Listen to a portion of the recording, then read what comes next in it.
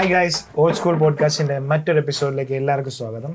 അപ്പോൾ ഇന്ന് നമ്മൾ സംസാരിക്കാൻ പോകുന്നത് കേരളത്തിൽ എന്റർടൈൻമെന്റ് മേഖല വലിയൊരു പ്രതിസന്ധിയിലേക്കാണ് പോയിക്കൊണ്ടിരിക്കുന്നത്. തകർച്ചയിലേക്കാണ്. അതെ അതെ, അതിപ്പോ യൂട്യൂബ് എന്നില്ല, സിനിമ എന്നില്ല, എല്ലായിടത്തും അടിയും പിടിയും എല്ലായിടത്തും അങ്ങോട്ട് ഒരു സംഘർഷഭരിതമായിട്ടുള്ള ഒരു സംഭവമാണ്. അമ്മയിൽ സിനിമാ മേഖലയിലാവട്ടെ, അമ്മയിൽ ഭയങ്കര രീതിയിലുള്ള പിളർപ്പ് എന്ന് പറഞ്ഞു കഴിഞ്ഞാൽ അടി പിന്നെ ഈ വോയിസ്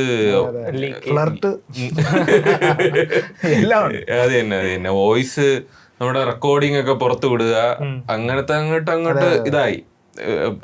യൂട്യൂബേഴ്സും സിനിമാക്കാരും തമ്മിൽ ഒരു മത്സരം പോലെ, എങ്ങനെ ന്യൂസിൽ നിൽക്കാം, എങ്ങനെ ലൈം ലൈറ്റിൽ നിൽക്കാം, ആരാണ് കൂട്ടത്തില് കേമൻ, അങ്ങനെ ഒരു മത്സരമായി. അത് പറഞ്ഞ ഈ മലയാള സിനിമയുടെ കാര്യത്തിൽ എടുക്കുകയാണെങ്കിൽ ഭയങ്കര ഒരു ഇച്ചിരി ചീപ്നെസ് പോലത്തെ പരിപാടികളൊക്കെയാണ് കാണുന്നത് മൊത്തത്തിൽ. നമ്മള് ഇങ്ങനെ നമ്മളിപ്പം പേഴ്സണൽ ടോക്ക് ഒക്കെ എടുത്ത് ഷെയർ ചെയ്യുക. അതിപ്പം എന്തോ ആയാലും ഇപ്പം ഒരു പേഴ്സണൽ ടോക്ക് നമ്മൾ സംസാരിക്കുന്ന ഒരു കംഫർട്ടബിൾ ഉള്ള ആളുമായിട്ട് നമ്മൾ സംസാരിച്ചു കഴിഞ്ഞിട്ട് അതൊരു പുറത്തു വിടുകയാണ്, ലീക്ക് ചെയ്യണം. മൊത്തത്തിൽ ഫേമസ് ആയ ഒരാളുടെ ലീക്ക് ചെയ്യണം. അത് ഒരു പ്രൈവസി ഇപ്പൊ ഇല്ല. അത് രണ്ടുപേരും ഫേമസാ. അതെ, രണ്ടുപേരും ഫേമസാ. ഇപ്പൊ അപ്പുറത്തേക്കുന്ന ഒരാൾക്ക് റെക്കോർഡ് ചെയ്യണേന്ന് അറിയാം, അതുകൊണ്ട് അതനുസരിച്ച് സംസാരിക്കും. കുഴപ്പമില്ല, അപ്പുറത്തെ ആൾക്ക് ഫോർ ഫൺ ലീക്ക് ചെയ്തതാണെന്ന് പറയാം.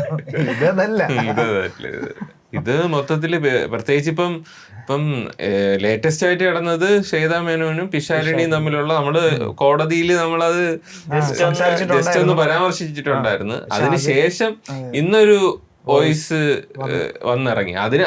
അതിന് മുമ്പ് വരെ എയറിലല്ലായിരുന്നു, പക്ഷെ ഇപ്പം ഇത്തിരി എയറിലായിപ്പോയി. ഇപ്പൊ ഇച്ചിരി ഇന്നാണ് ആ സാധനം വന്നത്. അത് സർപ്രൈസിങ് ആയിരുന്നു. കാര്യം അന്ന് കേട്ടില്ല. ഇപ്പൊ പുതിയതായിട്ട് വന്നു. അതിങ്ങനെ ഓരോന്നോരോന്നായിട്ട് റിലീസ് ചെയ്യുവാണ്, ക്ലിപ്പായിട്ട് വിടുന്നെന്ന് തോന്നുന്നു. എന്നുവെച്ചാൽ അനുകൂലമാവുമ്പോ ഈ സാധനം റിലീസ് ചെയ്യും. ഇപ്പൊ മറ്റേ ഇതേ സിമിലർ സിറ്റുവേഷനിലുള്ള മറ്റേ തൊപ്പി ഗ്യാങ്ങിനും അവരുടെ കാര്യങ്ങളെല്ലാം സാധനങ്ങളുണ്ട്. എന്താണ് അവസ്ഥയ്ക്ക് അനുസരിച്ച് ബാക്കപ്പ് ആയിട്ട് കുറെ സാധനങ്ങൾ എടുത്ത് വെച്ചിട്ടുണ്ട്. മറ്റേ യുദ്ധമൊക്കെ വരുമ്പോഴേ ചെറിയ ചെറിയ സാധനങ്ങൾ ആദ്യം പൊട്ടിക്കൂലേ, എന്നിട്ട് വലിയ മിസൈല് വെച്ചേക്കും. അതെ അതെ, ആ ഒരു പരിപാടിയാണ് ഇപ്പൊ സിനിമയിലും കാണുന്നത് തോന്നുന്നു. മൊത്തത്തില് ഇപ്പം നേരത്തെയുള്ള ഒരു ഇമേജ് തകർച്ച എന്നുവെച്ചാൽ ക്യാരക്ടർ അസാസിനേഷൻ ആണ് ഇവിടെയും അവര് കൊണ്ടുവരുന്നത്.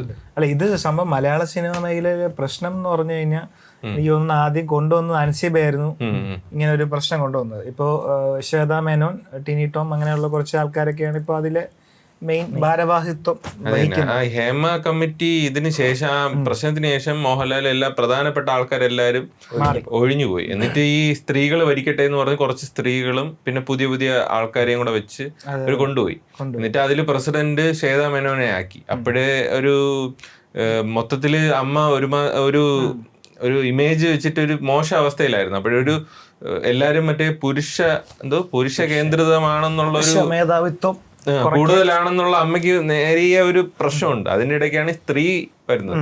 അപ്പോഴീ സ്ത്രീയല്ല, സ്ത്രീകൾ വരുന്നത്. അപ്പോഴവിടെ നന്നാവും എന്നുള്ള പ്രതീക്ഷയിലാണ് പോകുന്നത്. പക്ഷെ മൊത്തത്തിൽ അമ്മ അങ്ങോട്ട് ഒരു നന്നാവുന്നത് മാത്രമല്ല, ഒരു ഔട്ട്ലുക്ക് കൂടെ മാറുമല്ലോ. ഇപ്പൊ ഒരു സ്ത്രീ പ്രസിഡന്റ് ആയിട്ട് വന്നു എന്നൊക്കെ പറയുമ്പോ ഓക്കെ, അത്രയും അംഗീകരിച്ച ഒരു സംഭവമാണ്. അവരുടെ ഇമേജിനെ കൂടെ തിരിച്ചു പിടിക്കാനുള്ള ഒരു പ്ലാൻ കൂടെ ആയിരുന്നു, അതും കൂടെ ആയിരുന്നു. അപ്പൊ അങ്ങനെ ശ്വേതാ മേനോനായി. അപ്പൊ അതില് കമ്മിറ്റിയില് ശ്വേതാ മേനോന്, ലക്ഷ്മിപ്രിയ, പിന്നെ അൻസിബ, പിന്നെ കുറച്ചു പേരുണ്ടായിരുന്നു. പിന്നെ എന്തോ ട്രഷറർ ഏതോ ഒരാളുണ്ടായിരുന്നു. പുള്ളി ഇടയ്ക്ക് ഇപ്പൊ ഇച്ചിരി പുള്ളിയാണ് കണക്കിന്റെ ലൈം ലൈറ്റിൽ അങ്ങനെ സിനിമയിൽ അങ്ങനെ സജീവമാവാത്ത ആൾക്കാരാണ് കൂടുതലുള്ളത് അതിൽ, ആ കമ്മിറ്റിയിൽ. എന്നിട്ട് ഇവര് എല്ലാരും കൂടെ ഉള്ളതിൽ ഈ അൻസിബയാണ് കുറച്ച് എല്ലാം മൊത്തത്തിൽ അങ്ങ് സ്ട്രോങ് ആയിട്ട് നിന്നത്. അല്ല, ഇപ്പൊ ഈ പ്രശ്നം പൊങ്ങി വന്നത് അൻസിബയുടെ ഒരു കേസുമായിട്ട് ബന്ധപ്പെട്ടാണ്. അത് പുള്ളിക്കാരി എന്തോ ഒരു മതപരിവർത്തനം നടത്താൻ ശ്രമിക്കുന്നു, ഒരു ടെററിസ്റ്റ് ആംഗിളില് കുറെ അക്യൂസേഷൻസ് ഒക്കെ വന്നു. അതിനുശേഷം പിന്നെ അത് പുള്ളിക്കാരി ഒപ്പോസ് ചെയ്ത് അതിനനുസരിച്ചുള്ള കാര്യങ്ങൾ പറഞ്ഞു. അപ്പം അങ്ങനെയാണ് മൊത്തത്തിൽ പ്രശ്നമായത്. അതിൽ ഓപ്പോസിറ്റ് ആയിട്ട് നിൽക്കുന്നത് ടിനി ടോമാണ്. ടിനി ടോമാണ് ഇത് മെയിനായിട്ട് അക്യൂസേഷൻ നടത്തിയതെന്ന്. പിന്നെ ലക്ഷ്മി പ്രിയ അതിനിടയ്ക്ക് വരുന്നു. ഇതൊരുമാതിരി ഒരു ബിഗ് ബോസിന്റെ ഒരു ലീഡർഷിപ്പ് പോലെ ആയിപ്പോയി അല്ലേ? ലക്ഷ്മി പ്രിയ ഒക്കെ പറയുന്നത് ബിഗ് ബോസിൽ തന്നെ അങ്ങനെ ഉണ്ടായിരുന്നു. പിന്നെ ഈ സിനിമയിലൊക്കെ അങ്ങനെ ഒരു ചെറിയൊരു ഇതായിട്ട് പോയേ ഉള്ളൂ. അപ്പോഴും പുള്ളിക്കാരിയൊക്കെ വെച്ച് ഒരു നമുക്കറിയാമല്ലോ, അതിൽ ബിഗ് ബോസിൽ കാണുമ്പോഴും ക്യാരക്ടർ പറയും പുള്ളിക്കാരി ഇത്രയും അമ്മ എന്ന് പറയണ ഇവര് പറയുന്ന എത്രയോ വർഷം മുമ്പ് ഭയങ്കര ഒരു ഇത്. അപ്പോഴും അവിടെയും ഈ ലീഡർഷിപ്പിൽ ഇവരൊക്കെ തന്നെ. അതെ അതെ, അതായത് ബിസി ആവാത്ത എല്ലാവരുമാണ് ലീഡർഷിപ്പ്. അത്രയും അങ്ങനെ ഒരു നമുക്ക് പൊതുസമൂഹത്തിൽ കുറച്ചുകൂടെ ഒരു ഇതുള്ള ഒരു കുറവായിരുന്നു. ജനസമ്മതിയുള്ളവരും മൊത്തത്തിൽ ഓക്കലായിട്ടുള്ള ആൾക്കാർ കുറവായിരുന്നു. മൊത്തത്തിൽ അവര് ആ ഒരു ഇത് തന്നെ. ഇപ്പൊ മാലാ പാർവതിയാണെങ്കിൽ ഓക്കലാണ്, മറ്റേ ഈ രാഷ്ട്രീയപരമായിട്ടുള്ള ഒരു കാര്യങ്ങളിലൊക്കെ ഇടപെടും, എല്ലാം മറ്റേ സംസാരിക്കും, പ്രതികരിക്കും. പക്ഷെ ബാക്കിയുള്ളവരൊന്നും അങ്ങനെ ബാക്കി എസ് മാം പറയും പോലത്തെ ഒരു ഇതാണ്. പക്ഷെ അതിന്റെ ഇടയിൽ വ്യത്യസ്തമായിട്ട് നിന്നത് അൻസിബയാണ്. അൻസിബ കുറച്ച് സംസാരിക്കുന്ന വ്യക്തിയാണ്. ബിഗ് ബോസിൽ അന്ന് പെർഫോം ചെയ്തപ്പോഴും അങ്ങനെ വോക്കലായിട്ട് സ്വന്തം നിലപാടുകളിൽ കൃത്യമായിട്ടൊക്കെ പറയുന്ന വ്യക്തി. എനിക്ക് തോന്നുന്നു അവർക്കിടയിൽ ഈ ഈഗോ ചിലപ്പം ഇത്രയും ഒരു ചെറിയൊരു ജൂനിയർ ഒരാള് മൊത്തത്തിൽ എല്ലാരെയും ഇതായിട്ട് നിൽക്കുന്നു, പിന്നെ ഭയങ്കരമായിട്ട് ചോദ്യം ചെയ്യുന്നു. അവിടെ എനിക്ക് തോന്നുന്നു ഇത്രയും സീനിയർ ആയിട്ടുള്ള ആൾക്കാർ ഇവിടെ നിൽക്കുമ്പോൾ ഒരു ജൂനിയർ വന്ന് ചോദ്യം ചെയ്യണതും പിന്നെ മൊത്തത്തിൽ അവിടെ ഉള്ള അംഗങ്ങൾക്കും ഒരുപാട് ഇഷ്ടം അൻസിബയോടായിരുന്നു. അങ്ങനെയൊക്കെ വെച്ചിട്ട് അങ്ങനത്തെ ഈഗോ ആയി. അങ്ങനെ ഇവര് ചോദ്യം ചെയ്യുമ്പോഴും ഇവർക്ക് നല്ലോണം സംസാരിക്കാൻ അറിയാം. അൻസിബയ്ക്ക് നമ്മള് ഇതിൽ കാണുമ്പോഴേ ഇത്രയും ഈ സിനിമ കാണുമ്പോ നമുക്ക് അങ്ങനെ അഭിനയം അത്ര പോരെങ്കിലും സംസാരം സിനിമ കാണുമ്പോ നമ്മള് സിനിമയിലാണെങ്കിൽ മിണ്ടാപ്പുച്ചായിട്ടിരിക്കണ ഒരു ഇതല്ലേ, ക്യാരക്ടർ അല്ലേ. ഒരു സിനിമ കാണുമ്പോ ഇത്രയും ഇങ്ങനെ സംസാരിക്കാനും ഇത്ര ആധികാരികമായിട്ട് സംസാരിക്കാൻ പറ്റുമെന്ന് എനിക്കറിഞ്ഞുകൂടായിരുന്നു. അല്ല, ഇപ്പോഴത്തെ ആ ഒരു പ്രസ് മീറ്റിന്റെ സാധനത്തിലൊക്കെ ഭയങ്കരമായിട്ട് സംസാരിക്കേണ്ടപ്പോൾ അത് കൃത്യമായിട്ട് പറയുക. ആ ഒരു വലിച്ച് നീട്ടലോ അങ്ങനത്തെ കാര്യങ്ങളൊന്നുമില്ല. ഒരു ഇമോഷണൽ ആംഗിളൊന്നും പിടിക്കാതെ കറക്റ്റ് കാര്യങ്ങൾ എന്തൊക്കെയാണ് പുള്ളിക്കാരി അനുഭവിച്ചത് ആ സാധനങ്ങളെല്ലാം കൃത്യമായിട്ട് പറഞ്ഞു. അപ്പൊ പെട്ടെന്ന് മനസ്സിലാവുകയും ചെയ്യാം. കൂടുതൽ ഇങ്ങനെ വലിച്ചു നീട്ടാത്തതിന്റെ ഒരു ഗുണവും കൂടെ ഉണ്ട്. സിമ്പിളായിട്ട് കാര്യം മനസ്സിലാവും. അതിനീ കുറെ ഇപ്പം പുരുഷന്മാരാണെങ്കിൽ പോലും ഇങ്ങനെ സംസാരിക്കുന്ന ഒരു കുറവാണ്. ഇപ്പൊ എനിക്ക് തോന്നുന്നത് കുറച്ചുപേരെ ഇങ്ങനെ കൃത്യമായിട്ട് പറയുന്ന ആൾക്കാർ ഉള്ളൂ. ഒരു ലീഡർഷിപ്പ് ക്വാളിറ്റി ഉള്ള ആളാണ്. അല്ല, ഇപ്പോഴത്തെ പ്രശ്നം എന്ന് പറഞ്ഞാൽ ഇതിൽ മെയിനായിട്ട് പ്രശ്നം ഉണ്ടാകാൻ കാരണം ഈ പൈസ, ഈ സ്പോൺസർഷിപ്പ് പൈസയും ഇതിന്റെ എമൗണ്ട് ഒക്കെ വരുന്നതിൽ ഒരു മതത്തിന്റെ ആംഗിള് കൊണ്ടുവന്നു എന്നുള്ള രീതിയിലുള്ള ഒരു ഇത്. ഇപ്പൊ ഈ അൻസിബെ ഫേസ് ചെയ്യുന്ന സിറ്റുവേഷൻ എന്ന് പറഞ്ഞു കഴിഞ്ഞാൽ ഈ പുള്ളിക്കാരി മതപരിവർത്തനം നടത്തി മൊത്തത്തിലൊരു മത ആംഗിളാണ്. അത് ഇപ്പൊ എന്താണ് അവർ ഉദ്ദേശിക്കുന്നതെന്ന് മനസ്സിലാവണില്ല. കാര്യം ഇപ്പൊ മറ്റതിലാണെങ്കിൽ പറയുന്നത് 15 കോടിയും കൊണ്ട് അദാനി ഗ്രൂപ്പ് ഇൻവെസ്റ്റ് ചെയ്യാമെന്ന് പറഞ്ഞു. എന്തോ മറ്റേ ശ്വേതാ മേനോന്റെ ഇതായിട്ട് കണക്കായിട്ടാണെന്ന് തോന്നുന്നു, അറിയില്ല എന്താണെന്ന് അറിയില്ല. 15 കോടി ഇൻവെസ്റ്റ് ചെയ്യാമെന്ന് പറയുന്നു. അപ്പോൾ അതിനെന്തോ അതൊരു BJP ആംഗിൾ പോലത്തെ ഒരു BJP അല്ല, ഒരു സംഘപരിവാർ ആംഗിൾ എന്ന് പറഞ്ഞ രീതിയിൽ പറയുന്നു. പക്ഷെ 15 കോടിയൊക്കെ ഇൻവെസ്റ്റ് ചെയ്താൽ വല്ലതും നടക്കുമോ? അതെനിക്ക് മനസ്സിലാവില്ല. ഒരു മലയാള സിനിമയില് 15 കോടി ഒന്നുമല്ല. അതാ എനിക്ക് മനസ്സിലായത്. പക്ഷെ ചിലപ്പോ അത് ഇൻഫിൽട്രേറ്റ് ചെയ്യുന്നു എന്നുള്ളതായിരിക്കും ഉദ്ദേശിച്ചത്. ചിലപ്പോ അമ്മയിലത്തേക്ക് കുറച്ചും കൂടെ 15 കോടിയിൽ കുറെ ഫണ്ട് ഇങ്ങോട്ട് വരുമായിരിക്കും, കൊണ്ടുവരാൻ പറ്റുമായിരിക്കും. അങ്ങനെ ആയിരിക്കാം ചിലപ്പോ. ചിലര് പറയുന്നു മറ്റേ മലയാളത്തിൽ ദുരന്തർ എടുക്കാൻ പോകുന്നു. അങ്ങനെ 15 കോടിയൊക്കെ വെച്ച് ദുരന്തർ 15 കോടിയൊന്നും വെച്ച് ഇപ്പോഴൊന്നും ദുരന്തറോ ഒന്നും എടുക്കും. ദുരന്തർ പോലെ സിനിമയൊന്നും മലയാളത്തിൽ എടുക്കാൻ പറ്റില്ല, എടുക്കാൻ പറ്റൂല. അത്രയും ബഡ്ജറ്റും വേണം. അങ്ങനത്തെ സാധനം അല്ലെങ്കിലും മലയാള സിനിമയ്ക്ക് ബഡ്ജറ്റ് ഒക്കെ ഭയങ്കര രീതിയിൽ കൂടി. ഇപ്പം തന്നെ 30 കോടി 20 കോടിയൊക്കെ ആയി സിമ്പിൾ സിനിമകളൊക്കെ. അപ്പോഴേ അങ്ങനെ 15 കോടി വെച്ചിട്ടൊന്നും ഒരു അത് ബഡ്ജറ്റ് കുറഞ്ഞ സിനിമയായിരിക്കും 15 കോടി വെച്ച് എടുക്കുകയാണ്. സിനിമയാണോ അതോ ഇനി ഇവർക്ക് ഈ ഇവരെ ഹെൽപ്പിംഗ് പരിപാടിക്ക് വേണ്ടിയിട്ടുള്ള ഇതാണോ? പക്ഷെ അതിനാണെങ്കിലും സ്റ്റേജ് ഷോയ്ക്കൊക്കെ വല്ലായിരിക്കും. അല്ല, സ്റ്റേജ് ഷോയ്ക്കാണെന്ന് തോന്നുന്നില്ല. ചിലപ്പോ ഇവര് മറ്റേ സഹായമൊക്കെ ചെയ്യുമല്ലോ ഈ പാവപ്പെട്ടവർക്ക്, ചാരിറ്റി പോലുള്ള. ഈ അവശ്യ കലാകാരൻ അവരുടെ കൂട്ടത്തിലെ മെമ്പേഴ്സിൽ തന്നെ ഇങ്ങനെയുള്ള ഇപ്പം ഇങ്ങനെ സിനിമയൊന്നും ഇല്ല, അല്ല ബുദ്ധിമുട്ടുന്ന ആൾക്കാർക്ക് കൊടുക്കുന്ന. പക്ഷെ അതും ഇത്രയും ഈ 15 കോടി എന്ന് പറയുമ്പോഴേ അത് ഭയങ്കര കുറവാണ് ആക്ച്വലി.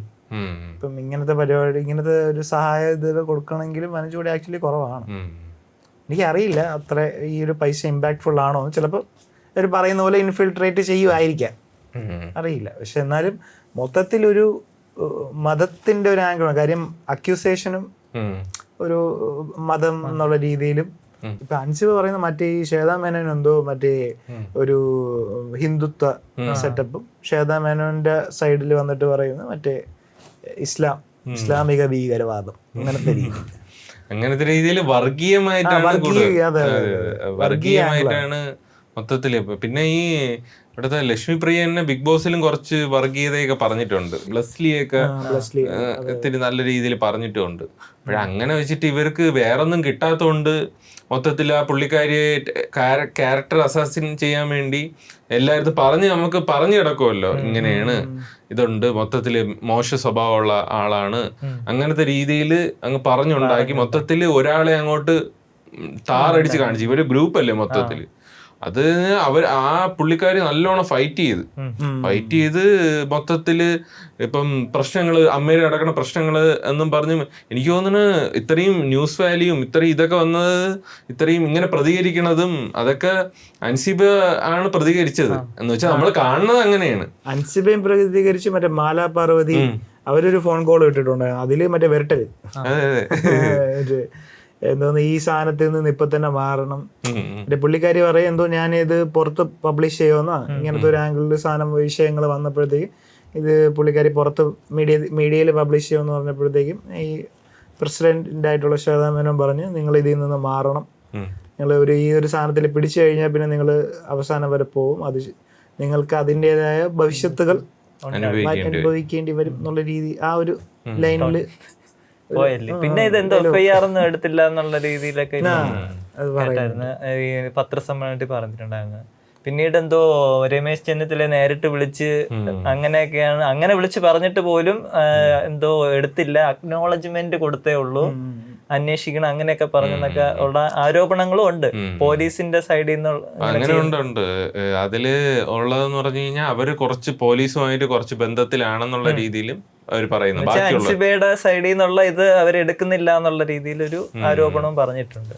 പക്ഷെ മൊത്തത്തില് മീഡിയ മൊത്തത്തില് അവരുടെ കൂടെ, ആൾക്കാർ മൊത്തത്തില് അൻസിബയുടെ കൂടെയാണ്. മൊത്തത്തില് അവര് രാജിവെച്ച്, മൊത്തത്തിൽ എല്ലാരും രാജിവെച്ച്. അത് ഈ സാധാരണ ന്യൂസുകാരന്മാർക്കാണ് ഭാഗ്യം കേട്ടോ. എന്തൊരു ലാഭം നോക്കണേ. ഒരു നേരത്തെ ഒരു ഇൻഫ്ലുവൻസറിന് എന്തരാ പറഞ്ഞായിരുന്നു, എന്തോ കണ്ടന്റ് കിട്ടുമെന്നും പറഞ്ഞിട്ടാണോ പോലീസ് സ്റ്റേഷൻ തലക്കടിച്ചെന്ന് അങ്ങനത്തെ രീതിയിൽ എന്തോ ഒരു സാധനം മറ്റേ ന്യൂസ് ആങ്കർ ഇരുന്ന് പറയുന്നുണ്ടായിരുന്നു. അതിനുശേഷം പിന്നെ അമ്മയുടെ കേസിൽ ഇതേപോലത്തെ ഒരു ലൈനിലൊരു ടോക്ക് കൊള്ളാല്ലേ, ചർച്ച അല്ലേ? ഇവർക്ക് ഫുൾ ചാകര തന്നെ. അമ്മേനെയും ചീത്ത വിളിക്കാം, ഇൻഫ്ലുവൻസേഴ്സിനെയും ചീത്ത വിളിക്കാം. ഇതൊന്നും അങ്ങനെ സാധാരണ ജനങ്ങൾക്ക് ഇമ്പാക്റ്റും അല്ല, ഇമ്പാക്റ്റേ അല്ല, ഇതൊന്നും ഇമ്പാക്ട് ചെയ്യുന്ന സാധനമല്ല. പക്ഷെ അവർക്ക് ഫുൾ ടൈം എന്തായാലും ആൾക്കാർ കാണാനും സാധ്യത കൂടുതലുള്ളതാണ് ഇങ്ങനത്തെ പരിപാടികളൊക്കെ. സിനിമ മേഖലയിൽ നടക്കുന്നത് ആൾക്കാർക്ക് അറിയാൻ ഒരു ക്യൂരിയോസിറ്റി ഉണ്ട്. ഇതെന്താണ് ഇത്രയും നമ്മളെപ്പോഴും കാണുന്ന ആൾക്കാരല്ലേ, അപ്പൊ അവിടെ എന്താണ് നടക്കുന്നത് അറിയുന്ന ഒരു ക്യൂരിയോസിറ്റി ഉണ്ട്. ഇമേജ് തകരുക, അതിലൊക്കെ ആൾക്കാർക്ക് ഭയങ്കര പിന്നെ ഇതിടുക, വോയിസ് ഇത് റെക്കോർഡിങ് ഇടുക, അതൊക്കെ കണ്ടു വെക്കുക. പിന്നെ മൊത്തത്തില് ഇപ്പൊ ഒന്നാമത് രമേശ് പിഷാരടി MLA ആണ്. അതിന്റെ ഒരു ഇമ്പാക്ട് ഉണ്ടെന്ന് തോന്നുന്നു. ഈ വോയിസ് ക്ലിപ്പിൽ ഇപ്പൊ ലാസ്റ്റ് ഇറങ്ങിയാൽ ആ ഒരു ഇമ്പാക്ട് കൂടുതൽ വന്നിട്ടുണ്ട്. കാര്യം ഇപ്പം മെയിൻ ആയിട്ട് കോൺഗ്രസിനെ കണക്ട് ചെയ്ത് പല കമന്റുകളും കാണുന്നുണ്ട്. കോൺഗ്രസിന് മുമ്പ് നമ്മുടെ പുള്ളിക്കാര് ഈ കോൺഗ്രസ് വരുന്ന എല്ലാരും ഇങ്ങനെയാണോ എന്നുള്ള രീതിയിലൊക്കെ ബേസിക് ക്വാളിഫിക്കേഷൻ ഇതാണോ എന്നാണ് എല്ലാവരുടെയും ചോദ്യം. നമ്മുടെ ചോദ്യമല്ല, ഓപ്പോസിറ്റ് പാർട്ടിക്കാര് ഇത് മാക്സിമം ഉപയോഗിക്കും. പ്രത്യേകിച്ച് പുള്ളി കുറച്ച് കൊട്ടയൊക്കെ ചെയ്തിട്ടുണ്ട്, ഓപ്പോസിറ്റ് പാർട്ടിക്കാരെ കുറച്ച് കൊട്ടിയിട്ടൊക്കെ ഉണ്ട്. അവര് ഈ ഒരു അവസരം കാത്തിരിക്കുകയാണ്. അവര് മൊത്തത്തില് കുറച്ച് ഇത് ചെയ്യും, കുറച്ച് വലിച്ചു കീറും. പിന്നെ പുള്ളിയുടെ ഒരു കരിയറിൽ ആദ്യമായിട്ടാണ് ഇങ്ങനെ ഒരു ഇമേജ് തകർച്ച ആയിട്ടൊന്നുമില്ല, പക്ഷെ ഇമേജിന്റെ ഒരു ഇമേജ് ഉണ്ടായിരുന്നു, വേറൊരു ഇമേജ് ഉണ്ടായിരുന്നു. ഇന്റലക്ച്വൽ ആയിട്ടുള്ള ഇമേജ് ഉണ്ട്, സംസാരിക്കാനും ആങ്കർ ചെയ്യാനും ജഡ്ജ് ചെയ്യാനും. പിന്നെ എല്ലാരുമായിട്ട് സുഹൃത്തുക്കള് പവർഫുൾ അല്ലേ? ഒരു മിമിക്രിക്കാരന് കിട്ടാൻ പറ്റാത്ത ഒരുപാട് പവർഫുൾ ആയി രമേശ് പിഷാരടി. രമേശ് പിഷാരടി ധർമ്മജനും കൂടെയാണ് വന്നത്. പക്ഷെ പുള്ളിയാണ് അത്രയും പുള്ളിയുടെ സംസാരിക്കാനുള്ള കഴിവുണ്ട്, പിന്നെ അറിവും മറ്റേ നോളജും സിനിമ നോളജും എല്ലാം മൊത്തത്തിലൊരു അറിവും കൊണ്ട് ഇത് പവർഫുൾ ആയിരുന്നു. മമ്മൂട്ടിയുടെ കൂടെ എപ്പോഴും നടക്കാം, എപ്പോഴും എല്ലാരും കാണാൻ മമ്മൂട്ടിയുടെ കൂടെ നടക്കാം. പിന്നെ മൊത്തത്തില് എല്ലാവരുമായിട്ട് ഫ്രണ്ട്സും വലിയ വലിയ ആൾക്കാരുമായിട്ടും സിനിമാക്കാരുമായിട്ടും അത്ര സ്റ്റാർഡമുള്ള ആൾക്കാരുമായിട്ടൊക്കെ ഭയങ്കര ബന്ധം. ഒരു ബുദ്ധിജീവി എന്നുള്ള രീതിയിൽ പുള്ളിക്ക് ആ ഒരു ഔട്ട്ലുക്ക് ഉണ്ടായിരുന്നു. പക്ഷെ അതിൽ നിന്ന് നേരെ സാധാരണ മനുഷ്യനിലേക്കുള്ള ഒരു പ്രയാണമായിരുന്നു ഈ ലീക്ക്. അപ്പൊ അത് ആൾക്കാർ ചിലപ്പോ ഇത്രേ ഉള്ളല്ലേ എന്ന് ചിന്തിക്കാനുള്ള ഇതുണ്ട്. ലീക്കില് അങ്ങനെ ഭയങ്കര സംഭവമല്ല, പക്ഷെ ഒരു ചിരിയിലാണ് എനിക്ക് തോന്നുന്നു എല്ലാം പോയെന്ന് തോന്നുന്നത്. ചിരിയിലുണ്ട്, പിന്നെ രണ്ടു സാധനമുണ്ട്. അല്ല മറ്റേതൊരു എന്താ പറയാ, ഒരു ഡബിൾ മീനിങ് ജോക്ക്, അങ്ങനത്തെ ഒരു സംഭവം. അതെ. അപ്പൊ അത് ആൾക്കാർ കേൾക്കുമ്പോ അവർക്ക് ഇങ്ങനെ മറ്റേ അവിടെ മൈക്ക് വരുമ്പോഴത്തേക്ക് പുള്ളി മരിച്ചു സംസാരിക്കുന്ന വ്യക്തിയല്ല. അപ്പൊ ഇത് കേൾക്കുമ്പോ എല്ലാരും ഇങ്ങനെ മനുഷ്യര് എല്ലാരും പ്രത്യേകിച്ച് ആണുങ്ങൾ ഇങ്ങനെയാണോ ആ ഒരു സാധനം എന്ന് പറഞ്ഞു കഴിഞ്ഞാൽ ആ ഒരു ഇത് കഴിഞ്ഞിട്ട് ചിരി ഒരു പോസ് ഇട്ടിട്ട് ഞാൻ ഇത് റെക്കോർഡ് കണ്ടുകൊണ്ടിരുന്നപ്പോ ചിരിക്കേണ്ട ആവശ്യമില്ല. ഞാൻ വിചാരിച്ച് പുള്ളി ഇനി വേറെ എന്ന് വെച്ച് ഞാൻ വിചാരിച്ചത് പുള്ളിക്ക് ഫോൺ വിളിച്ചോണ്ടും ബാക്ക്ഗ്രൗണ്ടിൽ എന്തോ സംഭവം നടന്ന് ചിരിക്കണേ എന്നാണ് വിചാരിച്ചത്. ഒരു പോസ് ഇട്ടിട്ട് ഇങ്ങനെ ചിരിക്കും, കുറെ നേരമായിട്ട് ചിരിക്കണം. എന്നിട്ടാണ് പറയുന്നത് ഒരു ഡബിൾ മീനിങ് ജോക്ക്. അത് ഫോഴ്സ്ഡ് ആയിട്ടുള്ള ഒരു സാധനമാണ്. പക്ഷെ അത് ഇപ്പം അവര് തമ്മിലുള്ള ഒരു പേഴ്സണൽ കോൺവെർസേഷൻ ആണ്. അല്ല, അത് പബ്ലിക് ആയ സ്ഥിതിക്ക് എന്തായാലും ആൾക്കാർ സ്ക്രൂട്ടണി ചെയ്യും. പുള്ളിയുടെ ചിരിയും പുള്ളിയുടെ വശമുള്ള ചോദ്യമൊക്കെ ചോദിക്കും. കാര്യം അത് പിന്നെ വേറൊരു സാധനം, ഇത് ഇവര് ഭയങ്കര സീരിയസ് ആയിട്ടുള്ള സാധനം പറഞ്ഞുകൊണ്ടിരിക്കും. അതിന്റെ ഇടയിലാണ് അതിന്റെ ഇടയിൽ ഈ ഒരു ഐസ് ബ്രേക്കിംഗ് ആണെന്ന് തോന്നുന്നു. അല്ല, രമേശ് പിഷാരടി ഇപ്പം ഈ ആൾക്കാര് സംസാരിക്കുമ്പോ അതിന് കൗണ്ടർ പറയുന്ന ഒരു സ്വഭാവമുള്ള ആളാണ്. പക്ഷെ ഇത് അവിടെ അങ്ങോട്ട് ഇത് എനിക്ക് പുള്ളി കൗണ്ടർ പറയാൻ വേണ്ടി ഇട്ടല്ല, അല്ല, പുള്ളിയുടെ തമാശകളുടെ നിലവാരം നമുക്കറിയാമല്ലോ. പക്ഷേ ഇത് അത്രയും പുള്ളിക്ക് ചിരി വരുന്ന ഒരു തമാശ ആവാനുള്ള നമ്മൾ കണ്ട ഇതും സ്ക്രീനിൽ കണ്ട വെച്ചിട്ട് അങ്ങനെ ഒരു തമാശ ഇതിലില്ല. അതുകൊണ്ടാണ് അത് സത്യം പറഞ്ഞാൽ നമ്മൾ ഈ തമാശ ഇതിനില്ല, അതിനൊന്നും ഇല്ല. ഇത് മനസ്സിലാവും എന്തിനാണ് മനസ്സിലാവും. പിന്നെ അതിന് ഇനി തമാശ ഇല്ലാതെ ഇല്ല, അറിയാം, കാര്യം അറിയാം, പോട്ട് പോയി. പക്ഷെ ആ ഒരു പേഴ്സണൽ ടോക്ക് എടുത്ത് റിലീസ് ചെയ്യാനും മാത്രമുള്ളൊരു സംഭവം പുള്ളിക്കാരിക്ക് ഉണ്ടായിരുന്നു എന്നുള്ളത് അറിയില്ല. പുള്ളിക്കാരിക്ക് ചിലപ്പോ ഡിസ്കംഫർട്ട് ആയതുകൊണ്ടാണോ റിലീസ് ആയത്, അതോ സംസാരിക്കുന്നതിൽ തന്നെ ആ ഒരു അൺകംഫർട്ടബിൾ ആയിരുന്നു തോന്നി. പക്ഷെ അതുകൊണ്ടാണോ റിലീസ് ചെയ്തത്, അതോ ഇത് മറ്റേ പുള്ളിക്കാരൻ ഏത് സൈഡിലാണ് നിൽക്കാനുള്ള സാധ്യത, പുള്ളിക്കാരൻ നിന്ന സൈഡ് മാറിയോ എന്ന് വെച്ച് ഇങ്ങനെ ഓരോരോ കാര്യം. ആദ്യത്തെ പ്രാവശ്യം ഇത് ഞാൻ മറ്റേ ഇതില് കേട്ടില്ല, ഇവര് ഒരു ലീക്ക് ഇട്ടതില് കേട്ടില്ല. ഇന്നാണ് പുതിയൊരു വെർഷൻ പോലെ വന്നത്. അത് അറിഞ്ഞൂടാ എന്തുകൊണ്ടാണ് ഇട്ടതെന്ന് അറിയില്ല. എന്തായാലും പിഷാരടിക്ക് തന്നെയാണ് പണി കിട്ടിയത്. കാര്യം പുള്ളിക്കാരെ ആ കമ്മിറ്റിയിൽ നിന്ന് ഇറങ്ങുകയും ചെയ്തു, രാജിയും വെച്ച് ഈ സാധനവും വന്നു. മൊത്തത്തിലൊരു ഇതായിപ്പോയി. ഒരു പ്രത്യേകിച്ച് MLA കൂടെ അല്ലേ, പ്രത്യേകിച്ച് ഈ പാലക്കാടുകാർക്കാണ് ഒരു ഇത്. പിന്നെ ഇത് ഒരു ചെറിയൊരു സംഭവമാണ്, ഇത് ഭയങ്കര ഒരു ക്രൈമോ അങ്ങനെയൊന്നുമല്ല, ക്രൈം ഇവിടെ നടന്നിട്ടൊന്നുമില്ല, ഒരു ചെറിയൊരു സാധനമാണ്. പക്ഷെ ഇത് പാലക്കാട് പിന്നെ MLA ആണ്. പിന്നെ മൊത്തത്തില് പറഞ്ഞത് MLA ഇത് പുള്ളി ജയിച്ചു കഴിഞ്ഞിട്ട് ഇത് പാലക്കാട് തന്നെ നിൽക്കും, അവിടുത്തെ ജനങ്ങളുമായിട്ടുള്ള ഒരു ഇതും സിനിമ അഭിനയം പൂർണ്ണമായിട്ട് നിർത്തും, സ്റ്റേജ് പ്രോഗ്രാം നിർത്തും. അതായിരുന്നു നല്ലത്. അല്ല, സിനിമാ മേഖലയിലെ പരിപാടിക്ക് പുള്ളി പറഞ്ഞതാ, പിഷാരടി പറഞ്ഞതല്ലേ, എന്നുവെച്ചാൽ മൈക്കിൽ പറഞ്ഞത് നിർത്തും. പക്ഷെ അത് കഴിഞ്ഞിട്ട് ഒരു ഇപ്പം നമ്മള് ഇത് നിയമസഭ ഇതെല്ലാം ആയിട്ട് 1 മാസം കഴിയണേ ഉള്ളൂ. അതിനു മുമ്പേ തന്നെ അമ്മ നേതൃത്വത്തിൽ വന്ന് ആഡ്ഹോക് കമ്മിറ്റിയില് വന്നു. അതിന്റെ ആവശ്യം ഇല്ലായിരുന്നു. അതിന്റെ ആവശ്യം പുള്ളിക്കില്ലായിരുന്നു. എനിക്ക് തോന്നുന്നു ചിലപ്പോ എല്ലാരും കൂടെ ചേർന്ന് കൊടുത്തതാണെങ്കിലോ, MLA അല്ലേ, സംസാരിക്കാനും അറിയാം, ആൾക്കാർ റെസ്പെക്ട് ചെയ്താലോ എന്നുള്ള രീതിയിൽ ചിലപ്പോ കൊടുത്തതായിരിക്കും. അതാ പക്ഷേ അത് അതിൽ വീഴണ്ടായിരുന്നു. നോ പറയാൻ പഠിക്കണമായിരുന്നു. ഹനാൻ ഷായ്ക്ക് അറിഞ്ഞൂടാ. അത് ഇതുമായിട്ട് ബന്ധപ്പെടുത്തരുത്. അത് വേറെ അത് നോ പറയേണ്ട സാധനമായിരുന്നു. അത് നോ പറയേണ്ട സാധനം. ഇത് ചിലപ്പം ബന്ധങ്ങളുടെ പുറത്ത്. പക്ഷെ ഇതാണ്. പക്ഷെ ഇപ്പൊ ഒരു സംഘടന, ഇൻഡിപെൻഡന്റ് ആയിട്ടുള്ള ഒരു സംഘടന, അതിലൊരു രാഷ്ട്രീയപരമായിട്ട് ഒരാളും കൂടെ വരുമ്പോ അത് നേതൃത്വത്തിൽ വന്നു കഴിഞ്ഞാൽ അത് ഇൻഫ്ലുവൻസ് ആവൂലേ? ആ ഇൻഫ്ലുവൻസ് ആവുമെന്ന് പറയാൻ പറ്റൂല. കാര്യം ഇപ്പം അതിൽ തന്നെ രാഷ്ട്രീയ ഇതുള്ള എല്ലാവരും അതിൽ മുന്നേ ഉണ്ടായിരുന്നു. മുകേഷ് ഉണ്ടായിരുന്നു, ഗണേഷ് കുമാർ ആയിരുന്നപ്പോ ഉണ്ടായിരുന്നു, മന്ത്രിയൊക്കെ ആയിരുന്നപ്പോഴും MLA ആയിരുന്നപ്പോഴും ഉണ്ടായിരുന്നു തോന്നുന്നു. മുകേഷ് MLA ആയിരുന്നപ്പോ ഉണ്ടായിരുന്നു, അതിലുണ്ടായിരുന്നു, ഏതൊരു കമ്മിറ്റിയിലൊക്കെ ഉണ്ടായിരുന്നു. പുള്ളിക്ക് മാത്രം മാറ്റി കൊടുക്കുന്നത് ശരിയല്ലല്ലോ. പിന്നെ ഇന്നസെന്റ് ഒക്കെ ഉണ്ടായിരുന്നല്ലോ, അത് കാര്യമില്ല.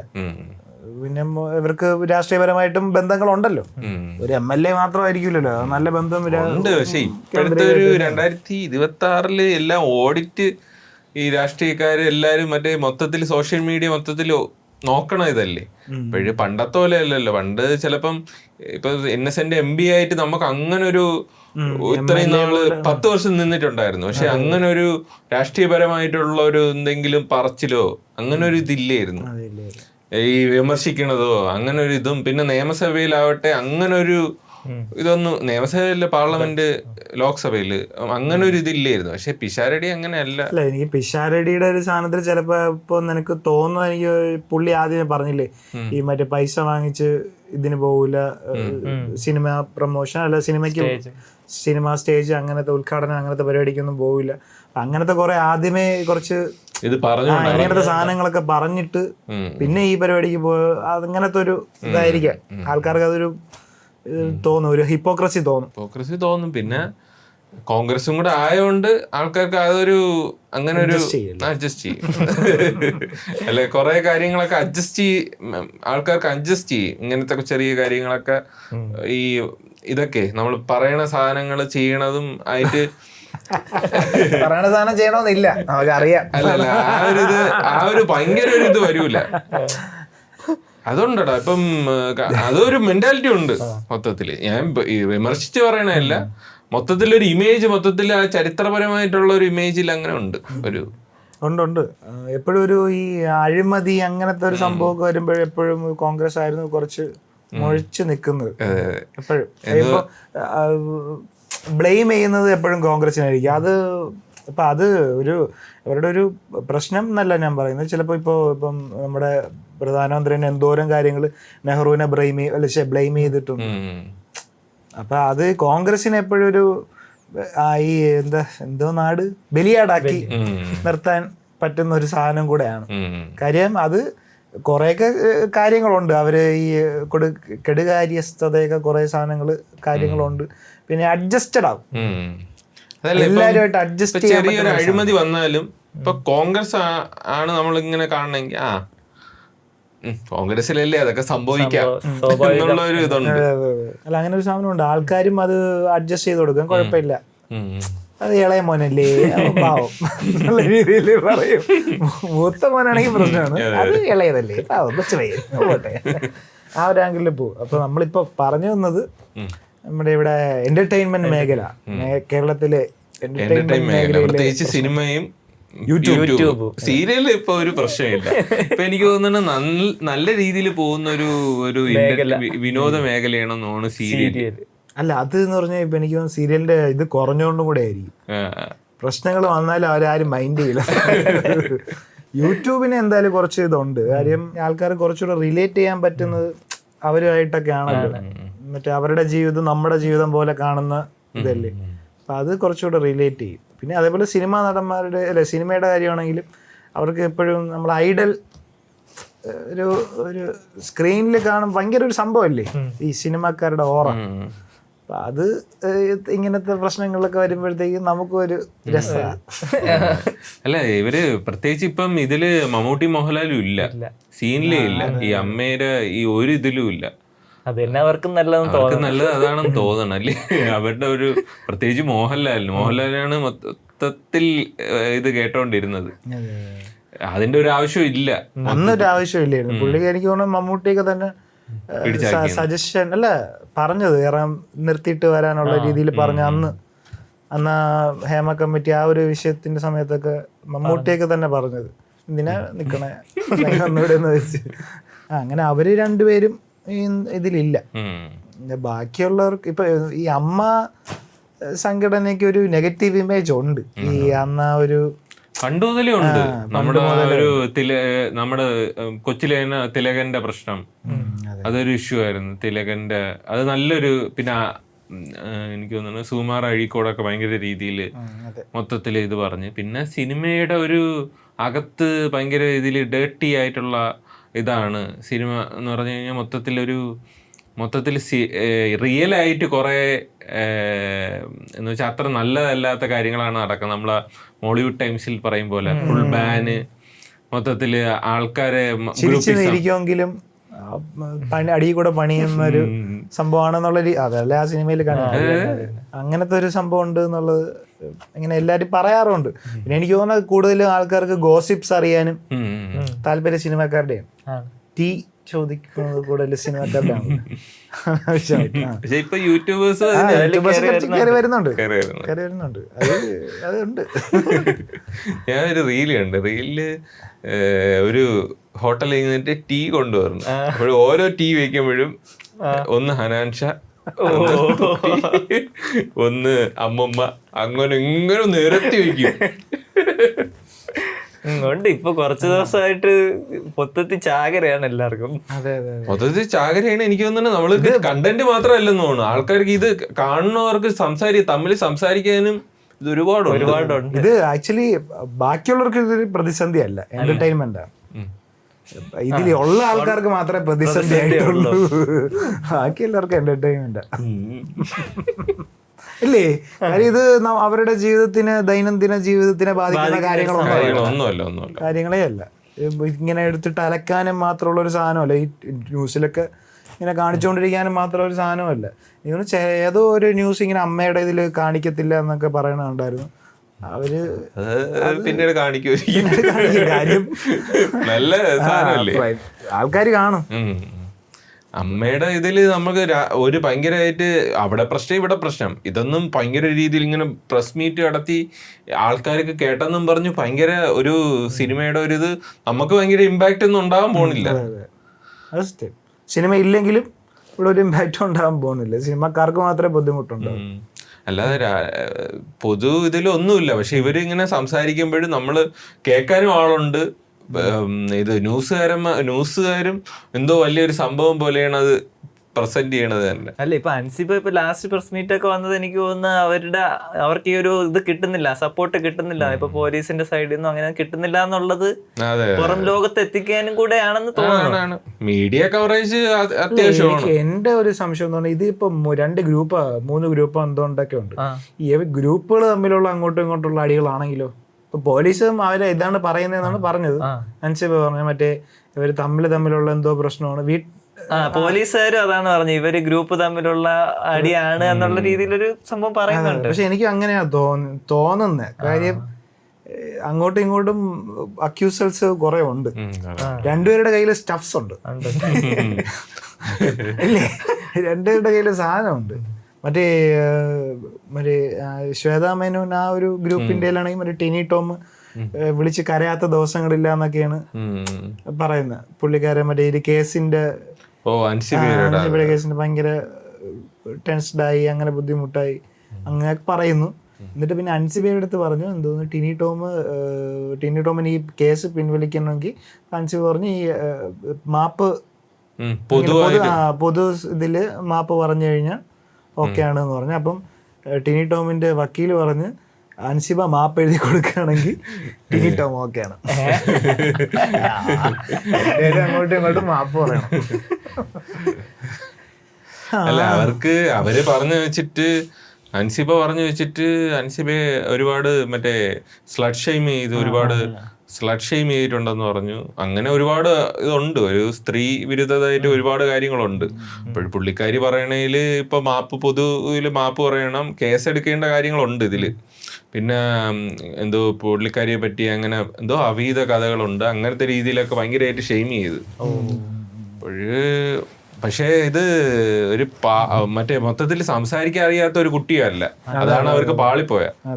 ഇവര് വിചാരിച്ച് ഇത്രയും ജൂനിയർ അല്ലേ, ഇത്രയും പവർഫുൾ അല്ല എന്ന് പറഞ്ഞു കഴിഞ്ഞാൽ നമ്മള് അൻസിബയെ അങ്ങനെ ദൃശ്യത്തിൽ മാത്രമേ നമ്മൾ കണ്ടിട്ടുള്ളൂ, അല്ലാതെ ഉണ്ട്. പക്ഷേ ശ്രദ്ധിക്കപ്പെടുന്നത് ദൃശ്യത്തിലാണെന്ന് തോന്നുന്നു. മൊത്തത്തിൽ അങ്ങനെ ഒരു മെസ്സിങ് വിത്ത് റോങ് പേഴ്സൺ ആയി പോയി.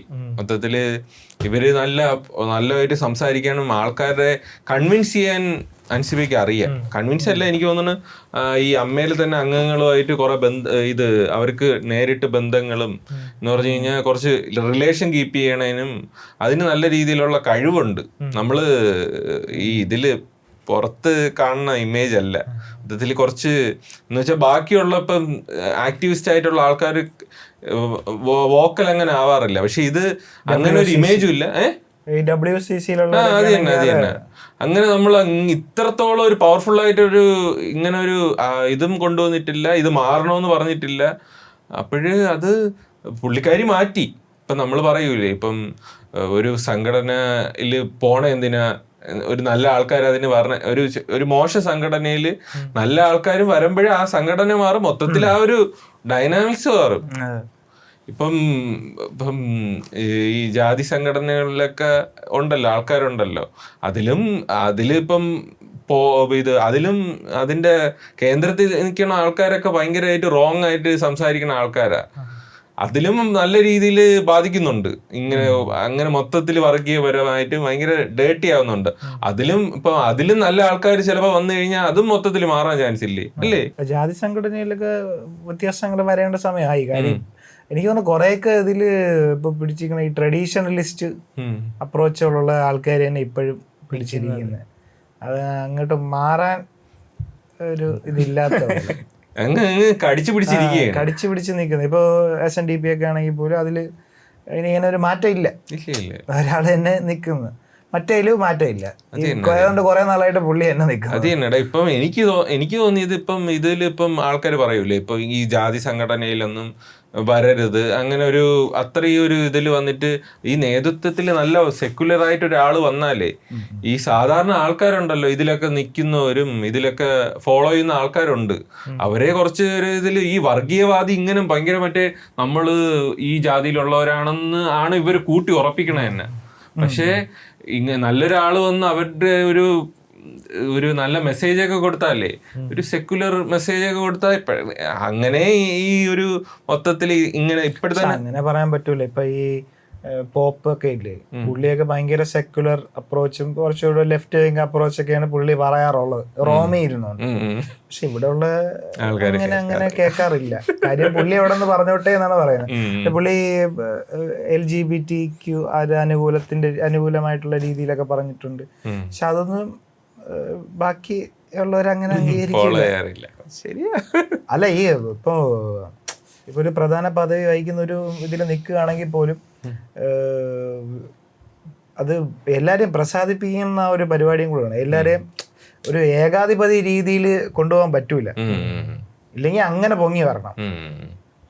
അത് കുറെ ഇതിന് കുറച്ച് ഗ്രൂപ്പ് ഡൈനാമിക്സ് എന്ന് പറയുന്നത് ഭയങ്കര എളുപ്പമല്ല.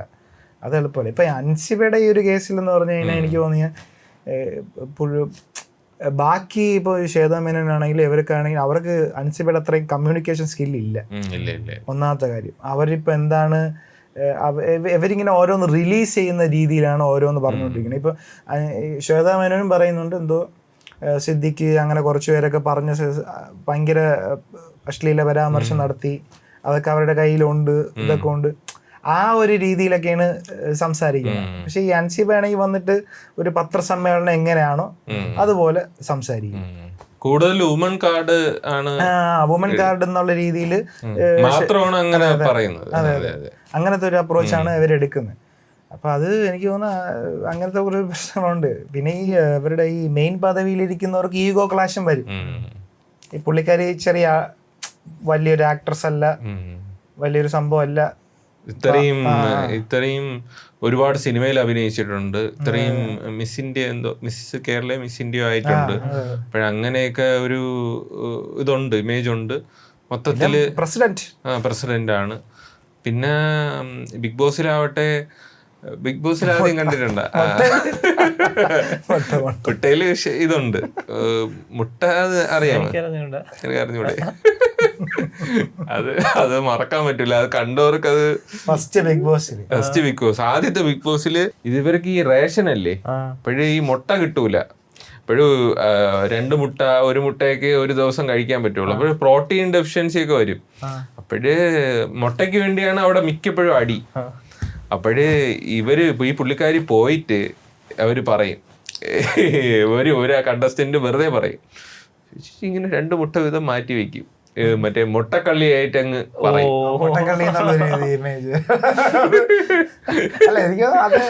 അന്ന് എല്ലായിടത്തും ട്രെൻഡ് അതായിരുന്നു മുട്ടക്കള്ളി. പാവം കേട്ടാ, മൊത്തത്തിൽ ഇറങ്ങിയിട്ടേ. അതിലാണെങ്കി അന്ന് എനിക്ക് ഓർമ്മയുണ്ട്, അന്ന് മോഹൻലാല് ഹോസ്റ്റായിട്ട് ഇരിക്കണം. അന്ന് ശ്വേതാ മേനോൻ എന്തോ കള്ളം എന്നും പറഞ്ഞ് അത് ചമ്മിച്ചിട്ടുണ്ടടാ. ഓർമ്മ ഉണ്ടോ? എനിക്കറിയാം. എന്ന് പറഞ്ഞു കഴിഞ്ഞാൽ അത്ര ആർഷൊന്നും ആയില്ല, പക്ഷെ എന്നാലും അഴിവി എന്ന് പറഞ്ഞു കഴിഞ്ഞാൽ ഭയങ്കര ആർഷൊന്നും ആയില്ല. മറ്റേ ഇത് ഇട്ടുകൊടുത്ത് കള്ളോണ് പറയുന്ന രീതിയിൽ സ്ക്രീനിലിട്ട് കാണിച്ചു കൊടുത്ത്. അന്ന് എന്തോ ഒരു പ്രശ്നം ഉണ്ടായിരുന്നു, അനൂപ് ചന്ദ്രനുമായിട്ട് എന്തോ ഒരു പ്രശ്നം ഉണ്ടായിരുന്നു. അന്ന് സ്ക്രീനിൽ കാണിച്ചു കൊടുത്ത് കള്ളോണ് പറഞ്ഞെന്നൊക്കെ കാണിച്ചു കൊടുത്ത്. മൊത്തത്തിൽ അപ്പോഴേ ഞാൻ ഇങ്ങനെ ചിന്തിച്ചു, ഇത്രയും ഷാർഡുള്ള ഒരാളിനെ ഇങ്ങനെ കിടന്ന് അഴിപ്പിക്കുവോ ഇങ്ങനെ ചിന്തിച്ചു. പിന്നെ അനൂപ് ചന്ദ്രൻ തന്നെ ഫ്യൂഡൽ എന്തോ മാടമ്പി സ്വഭാവം ഉണ്ടെന്ന് അന്ന് തന്നെ ഇങ്ങനെ എന്തോ വഴക്കിന്റെ ഇതിൽ പറയുന്നുണ്ട്. ഫ്യൂഡൽ മാടമ്പിയുടെ ഒരു പ്രസിഡന്റ് ആയിട്ട് ഇരിക്കുമ്പോ ആ ഒരു ക്യാരക്ടർ എന്തായാലും വരുമല്ലോ. ആ ഒരു ആറ്റിറ്റ്യൂഡും പിന്നെ ഈ ഒരു ഈഗോ ക്ലാഷ്, എനിക്ക് പോലീസ് പറഞ്ഞ പോലെ ചിലപ്പോൾ ഒരു ഈഗോ ക്ലാഷും കൂടെ ബേസ് ചെയ്തായിരിക്കും. പക്ഷെ അവര് ഈ പുള്ളിക്കാരി ഇപ്പം ഒരു ടെററിസ്റ്റ് എന്നുള്ള രീതിയിൽ ഇപ്പൊ മതപരിവർത്തനം, ജിഹാദി എന്നൊക്കെ, അതൊക്കെ ഭയങ്കര ഒരു വിഷയമാണ്. അപ്പൊ അതൊക്കെ അങ്ങനെയൊക്കെ ചുമ്മാ അക്യൂസ് ചെയ്തിട്ട് ഇപ്പം കുടുംബ പ്രശ്നമാണോ ഇതൊക്കെ പ്രശ്നമാണെന്ന് പറഞ്ഞാലും ജിഹാദി എന്നൊക്കെ പറഞ്ഞിട്ട് ചുമ്മാ അങ്ങ് പറഞ്ഞിട്ട് പോകാൻ പറ്റില്ല. കാര്യം അതൊരു വേറൊരു ടൈമാണ്. ടിനിടോം എന്തോ തമാശക്ക് പറഞ്ഞു എന്നൊക്കെയാണ് പറയുന്നത്. പുള്ളിക്കാരന്റെ തമാശയൊക്കെ അങ്ങനത്തെ തമാശയൊക്കെയാണെങ്കിൽ നമുക്ക് കുറ്റം പറയാൻ പറ്റില്ല. തമാശ കുഴപ്പമില്ല, പക്ഷെ എന്തോ പുള്ളിക്കാരന്റെ ഒരു എന്തോ മീമെന്തോ ആണ്. നമ്മുടെ മറ്റേ MLA ഇല്ലേ ചക്ക, പുള്ളിക്കാരി ഒരു ചക്ക ചിഹ്നത്തിൽ മത്സരിച്ച ഞാൻ MLA ആകുമെന്നാണ് എല്ലാരും പറയുന്നത്. ആരാണ് അപ്പൊ അവര് ഇവിടെ ഇരിക്കുമ്പോഴത്തേക്ക് ടിനിടോം വന്നിട്ട് പറയും നമുക്കൊരു MLA ഉണ്ട് എന്നങ്ങണ്ട് പറയും. അങ്ങനെ എന്തോ തോറ്റല്ലോ, തോറ്റതിന് ശേഷം നമ്മുടെ MLA അങ്ങനെ എന്താ പറയും. അപ്പൊ അതിന്റെ താഴെ ഒരു ആള് എഴുതി വെച്ചാൽ നമുക്ക് നമുക്കൊരു മിമിക്രിക്കാരനും ഉണ്ടെന്ന് പറഞ്ഞിട്ട്. പക്ഷെ പുള്ളിക്കാരി പറയൂല, പക്ഷെ ഇങ്ങനെ ഈ ഒരു കളിയാക്കൽ കോമഡി ഉണ്ട്. പക്ഷെ അതല്ല ഇത് ചുമ്മാ എസ്കേപ്പ് ആവാൻ വേണ്ടി. അത് പുള്ളി ചുമ്മാ കളിക്ക് പറഞ്ഞെന്ന് പറഞ്ഞാല് അപ്പുറത്തിരിക്കണ ആൾക്ക് ഇതൊരു ബുദ്ധിമുട്ടായിട്ടുണ്ടെങ്കിൽ ഫേസ് ചെയ്യേണ്ടി വരും. അത് പിന്നെ മൊത്തത്തില് പോലീസ് കേസൊക്കെ കൊടുത്തതല്ലേ, അത് ഫേസ് ചെയ്യേണ്ടി വരും. മൊത്തത്തില് ഇതിങ്ങനെ ചെയ്തെന്ന് പറഞ്ഞ് അത് ഒരു കേസായിട്ട് കൊടുക്കണമെങ്കിൽ അത് സ്ട്രോങ് ആയിട്ടുള്ള കാര്യമാണ്. ഒരുപാട് ഈ ഇങ്ങനത്തെയൊക്കെ പറഞ്ഞാലേ അത് നേരിടേണ്ടി വരും. പിന്നെ ബാക്കി ഇപ്പൊ ഇങ്ങനെ ഒരു ന്യൂസ് സ്പ്രെഡ് ആക്കുക, ഇപ്പൊ ഇത് കൊറേ സിനിമ ഇൻഡസ്ട്രിയിലുള്ള എല്ലാരും അറിയല്ലേ ഇങ്ങനത്തെ പുള്ളിക്കാരിക്ക് ഇങ്ങനെ ഒരു സംഭവം എന്നൊക്കെ പറഞ്ഞിട്ട് ഇങ്ങനെ ഒരു ഗോസിപ്പ് ഇങ്ങനെ പടർത്തി കൊടുക്കുമായിരിക്കും. അത് വിഷയമാണ്. ഇനി ഇത് മൊത്തത്തിൽ പറഞ്ഞു എല്ലാരും മാറണം, എല്ലാരും മാറി നല്ല നല്ല മൊത്തത്തിൽ ഇപ്പം എന്ന് വെച്ചാൽ ആൾക്കാരെ കൊണ്ട് വിശ്വാസ്യത ഉള്ള ആൾക്കാർ വരണം. അല്ല ഈ അമ്മ സംഘടന എങ്ങനെ നിന്ന് പോവോ? ഇതിലിപ്പോ യൂത്ത് ഒന്നും ഇല്ലല്ലോ. ഇത് 2 ഗ്രൂപ്പൊക്കെ ആവൂടെ, പിള്ളേരും തോറും വളരും എന്നാണ് എന്റെ ഒരു വിശ്വാസം. അല്ല ഇപ്പൊ മെയിൻ യൂത്ത് ആയിട്ടുള്ളവരൊക്കെ കുറവല്ലേ, എല്ലാരും കളഞ്ഞിട്ടിരിക്കണ പോലെയാണ്. പൃഥ്വിരാജ് പേരിലൊരു സംഘടന മറ്റേ വലിയ ആൾക്കാരൊക്കെ ഇപ്പൊ നമുക്ക് ആറ്റിറ്റ്യൂഡ് പണ്ടത്തെ പോലെ അല്ലല്ലോ. വലിയ ആൾക്കാർ മോഹൻലാലും മമ്മൂട്ടിയൊന്നും അങ്ങനെ രീതിയിൽ വരെയില്ല, അങ്ങനത്തെ ഒരു കാണുന്നില്ല. അമ്മയെന്ന് പറഞ്ഞാൽ പണ്ട് ഫേസ് എന്ന് പറഞ്ഞാൽ മമ്മൂട്ടി മോഹൻലാലായിരുന്നു. അല്ല, അവര് പണ്ടൊക്കെ പ്രോഗ്രാംസ് ഒക്കെ അടിപൊളിയായിരുന്നു, അവരെല്ലാവരും ചെയ്തിട്ടുള്ള പരിപാടി. ഇപ്പൊ അങ്ങനെയൊന്നും ഒന്നുമില്ല. അത് മൊത്തത്തിൽ അങ്ങനത്തെ പ്രോഗ്രാംസിന് അങ്ങനെ ഒരു വലിയ ഇമ്പാക്ട് ഇല്ല. ഇപ്പൊ ആ പ്രോഗ്രാമിനൊക്കെ ഇപ്പൊ വേറെ കാര്യങ്ങൾ, ഇപ്പൊ പാട്ട്, മ്യൂസിക് ഫെസ്റ്റ്, അങ്ങനത്തെ പരിപാടികളൊക്കെ ആയി. അന്ന് പണ്ട് പുറത്തൊക്കെ ഉണ്ടായിരുന്നു ഇങ്ങനെ മ്യൂസിക് ഫെസ്റ്റ്, ഒരു മ്യൂസിക് കൺസേർട്ട് നടത്തുക, അങ്ങനത്തെ ഒരു സംഭവമൊക്കെ ഉണ്ടായിരുന്നു. ഇപ്പൊ എനിക്ക് തോന്നുന്നു ആൾക്കാർ അത് പുതിയ ജനറേഷനൊക്കെ കൂടുതൽ താല്പര്യം. അവര് മറ്റേ പുതിയ റാപ്പേഴ്സ് ഒക്കെ ഫോറിൻ കൺസേർട്ടൊക്കെ തന്നെയാണ് കൂടുതൽ ആൾക്കാർ പ്രിഫർ ചെയ്യുന്നത്. അല്ലെങ്കിൽ അത്രയും സ്റ്റാറുള്ള ആൾക്കാരൊക്കെ പോയി സെറ്റ് ചെയ്യണം, അല്ലാതെ പാടി തന്നെ. അപ്പോ ഇതൊക്കെയാണ് നമ്മുടെ അമ്മയുടെ ഒരു കത്തി നിൽക്കുന്ന സംഭവങ്ങൾ. അതിന്റെ ഇടയിൽ നമ്മള് ഇൻഫ്ലുവൻസേഴ്സും ഉണ്ട്. ഇന്ന് തന്നെ എനിക്ക് നമ്മളന്ന് ആ ഒരു എന്താ ജഡ്ജ്മെന്റ് കോടതി കൂടിയല്ലോ, നമ്മളാ കോടതി കൂടിയതിന് ശേഷവും കുറെ സംഭവങ്ങൾ വന്നായിരുന്നു. കോടതി കൂടേണ്ടി വരുമെന്ന് തോന്നുന്നു. കോടതികൾ മിക്കവാറും കുറെ കൂടേണ്ടി വരും. കൂടാ, നമുക്ക് ഇടയ്ക്കിടയ്ക്ക് നല്ല രീതിയിൽ കൂടാം, കോടതികൾ കൂടാം. ഇനിയിപ്പോ വേറൊരു സ്റ്റൈലിൽ തന്നെ ചെയ്യാം. നമ്മള് വക്കീലന്മാരൊക്കെ വെച്ച്, പ്രോപ്പർ ജഡ്ജിയൊക്കെ വെച്ചിട്ട് ജഡ്ജി വെച്ച്. പിന്നെ ഇവിടെ കുറെ ജഡ്ജിമാർ അന്ന് മിസ്സിംഗ് ആയിരുന്നു, എല്ലാരെയും പെടുത്തണം, എല്ലാരും എങ്ങനെ സംസാരിക്കുന്നു അറിയണം. അപ്പൊ ഇതൊക്കെയാണ് ഇവിടത്തെ ചർച്ചാ വിഷയം. ഇതിലൊരു ചെറിയൊരു പോഡ്കാസ്റ്റ് ആണ്. ഇനി ഒരു വലിയ ഇനി SKG വരാറുണ്ട്. SKGയുടെ യാത്രാ വിവരണം നിങ്ങൾക്ക് കാതോർത്തിരിക്കുന്നു എന്ന് നമ്മൾ കേട്ടു. നിങ്ങൾ പറയും SKG മാത്രം ഇരുത്തിയാൽ മതി, നമ്മൾ ഇരിക്കണോ? അതെ, നമ്മള് ഉല്ലാസിനൊരു കൂട്ടാം. നമുക്കത് അതോ ഇത് ഒരു ചരിത്രം എന്നിലൂടെ ആ ഒരു സെറ്റ് മതിയോ? ഒരു ഡയറിയൊക്കെ എഴുതി ചരിത്രം പറയണ മതിയോ? കാരണം ഒരു 10-15 ദിവസം ട്രിപ്പ് പോയായിരുന്നു. നിന്റെ പറമ്പിൽ കൊണ്ടിരുന്നു. അതെ.